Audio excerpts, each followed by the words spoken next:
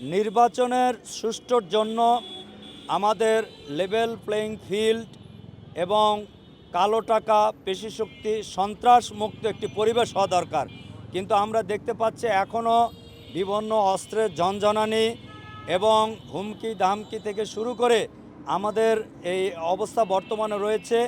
আমি বলবো না যে 100% পরিবেশ রয়েছে, তবে প্রশাসন যেহেতু শিডিউল ঘোষণা হয়ে গেছে, তারা যদি এখন থেকে কাজ করে, আমি আশা করছি নির্বাচনের একটা পরিবেশ তৈরি হবে।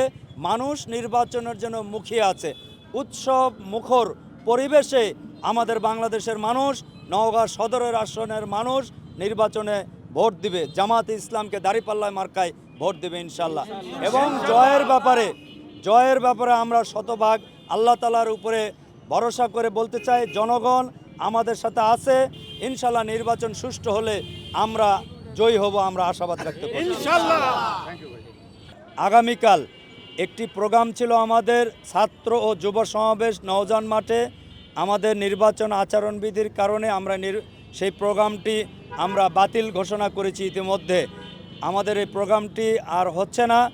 আগামী 16ই ডিসেম্বর মহান বিজয় দিবস উপলক্ষে বাংলাদেশ জামাত ইসলামী নওগাঁ সদর 5 আসন কর্তৃক আমরা মহান বিজয় দিবস উপলক্ষে পদযাত্রা আমরা করব সকাল 9টা থেকে।